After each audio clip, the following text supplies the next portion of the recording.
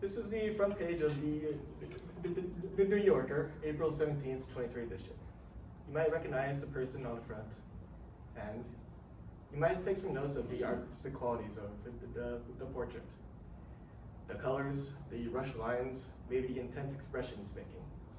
But you also might be asking yourself another question. Why is it a picture? In a world with camera photography at its highest, why do drawings such as this need to exist? In my case, I was also curious to that question, and I spent the better part of a week trying to figure out why. The hot topic issue of the camera and its role in the courtroom stems from its controversial role in trials over the past century. And today I'll be discussing why the role of the camera has changed through the lens of 4 different trials.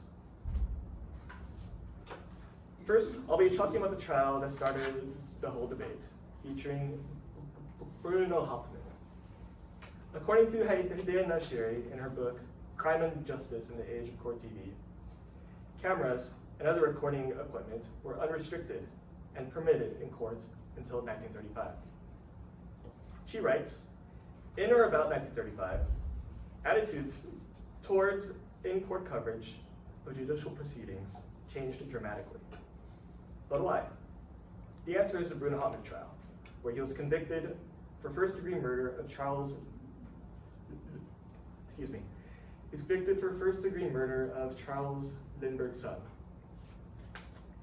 Charles Lindbergh was an incredibly popular figure at the time, and the trial became a public spectacle with intense journalistic coverage.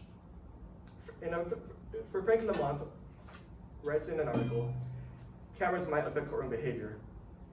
Historians have characterized coverage of the 1935 trial, at which Hauptmann was convicted and sentenced to death, as carnival-like and a media circus.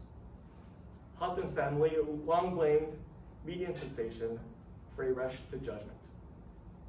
There was immense court backlash over this, and Nashiri writes, the ABA adopted Canon 35, which admonished judges to prohibit the taking of photographs in courtrooms and broadcasting of court processes. The Hauptmann trial caused an uproar, and there was further pressure on the courts to make a clear decision over cameras in the courtroom over the next few decades. The ABA canon articles were a mere suggestion and not actual law. And the role of the camera in the courtroom once again came to debate with Estes versus Texas. This was once again a popular trial, and once again had intense media coverage. And the Supreme Court would rule that Estes's right to a fair trial and due process were violated because of cameras in the courtroom. In an article, Cameras in the Courtroom, edited by Christopher Banks, he writes, the Supreme Court overturned the conviction of a swindler because the extensive camera coverage of his trial proceedings violated his right to a fair trial and due process.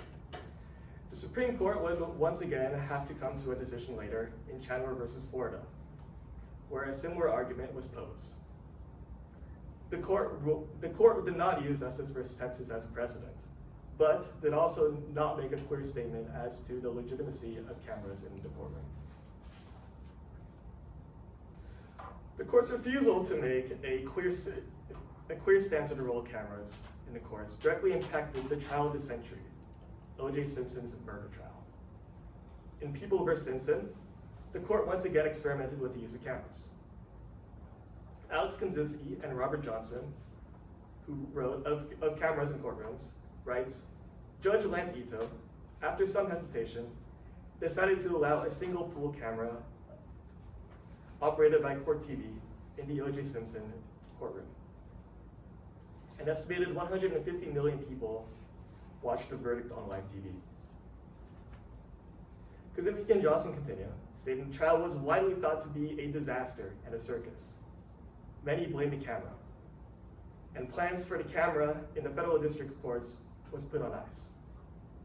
Today, there are some attempts at legislation to formally legalize cameras in the courtroom, but no conclusions have been reached.